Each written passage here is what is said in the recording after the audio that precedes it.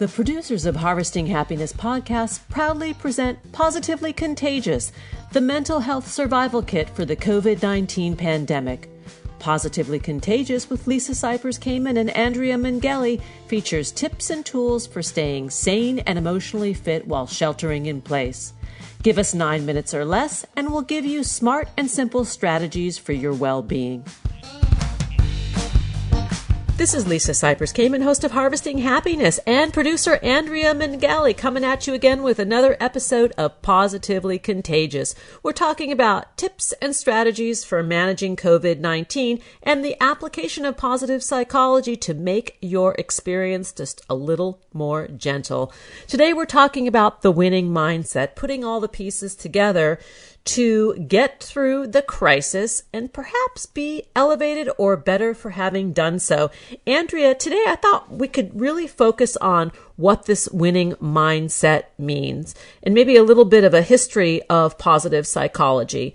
Positive psychology has been around for a while, a few decades, and it was really the challenge of the American Psychological Association to its members to come up with the next big thing in therapeutic modalities. And its forefathers or grandfathers, including Martin Seligman and Christopher Peterson and others, really spoke to this concept of the PERMA model.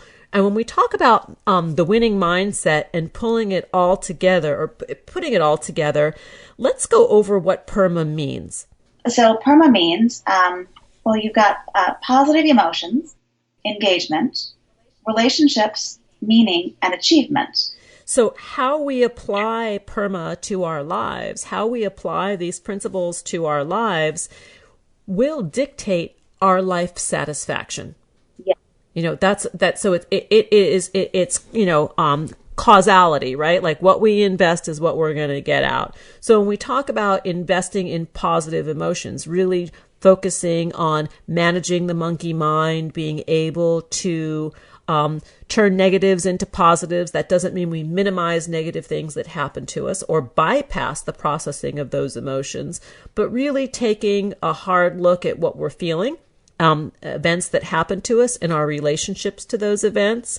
Then engagement being how we choose to participate in the world. Are we a player and a participant, or are we an observer? Do things happen to us, or do things just happen? And we react to those things. The social connections, the kinds of relationships that we have, not only with ourselves, but the people that we encounter on a daily basis, and not just our family members. How do we relate to that person that we don't know? Do we do so with kindness and empathy and compassion, even though we don't know them? Because maybe they don't really matter, but maybe they should matter. What about the quality of the relationship that you have with yourself and your spouse and your kids? Talk a little bit about that, Andrea. And I know you have really strong feelings about this. Oh, yes. My husband and my children are absolutely the center of the universe. And when those relationships are in right order, life is just so much better for me. And I know for many of us as well. So tending to and nurturing those relationships and making sure that the people closest to us get the best of us. Mary Kay Ash wrote several books. She was the founder of Mary Kay Cosmetics. And I read them years ago. I want to say one of them was called More Than a Pink Cadillac. And in that book, she talked about how one of her rules for herself and her household was she came downstairs fully dressed every day, makeup on. Now, that might not be realistic for most of us, but she also nurtured those relationships, and she believed that they came first because they should get the best of us. We should treat the people closest to us with the same or better respect as we do someone outside of our home. We tend to give those people the better side of ourselves. Yeah. Yep. Yeah, I hear you, and I agree with you. So the quality of our connection is super important. And moving on with these sort of 5 pillars of human happiness, we talk about meaning, and that is, do we have a purposeful existence? And maybe through social isolation or social distancing, we feel as though that meaningfulness to our lives is no longer present. But then it's incumbent upon us to go out and make meaning out of the circumstances that we find ourselves in, making the lemonade out of the lemons. Yes, yes. And that could be something as simple as, sharing some of your techniques about the particular skill set that you have online and uploading and sharing and Yes. making that available to the public, because you want to be of benefit and you want to be of service, and that really is where purpose comes from. Oh, I know from myself and my own experience and my own dance with depression many years ago that once I got straight and understood that a life of service where I am of use to others, and I'm not even talking about finances, I'm just talking about having that life of meaning, and that is through service for me, that my happiness and my sense of contentment and well-being in life escalated. Yes, it soars dramatically when we find that. Indeed. And then the last element in PERMA is achievement. So a sense of accomplishment in the things that we do. And I think this is an area where many of us will be challenged in the social distancing and the isolation and separation that we're experiencing. It's hard to feel accomplished when you're just trying to get by day and manage what we're hearing in the news, manage the fear and uncertainty regarding finances, how to keep the kids occupied, how to get, your next tomato and toilet paper and all of that, which are real struggles.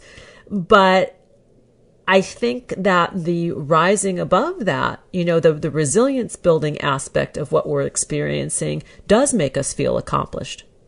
Yes, most definitely. And I would say too, understanding that having those days where your biggest success is just being and feeding everyone or whatever it is, or feeding yourself, whatever it is that you might need to accomplish just to get through the day, is perfectly okay as well. You don't have to tackle a to-do list that's 10 miles long. You don't have to declutter every nook and cranny of your home. You don't have to do anything. If it makes you feel better, then that's wonderful. But if you need that time to just be and breathe, then do what it takes to make you healthy, happy, and content. And this, on behalf of Andrea Mengele, producer of Harvesting Happiness, and myself, Lisa Cypers Kamen, we wish you continued safety, health, and humor. Thanks for joining us on this special episode of Positively Contagious. This is Lisa Cypers Kamen and producer Andrea Mengele signing off for now. Stay safe, stay healthy, and stay positive. Don't forget to tune in for our regular consciously prepared brain food on Harvesting Happiness, wherever you get your podcasts. To learn more about Harvesting Happiness consulting services, please visit harvestinghappiness.com. Get social with us on Facebook at Harvesting Happiness, on Twitter at HH Talk Radio, and on Instagram at HH_Talk Radio.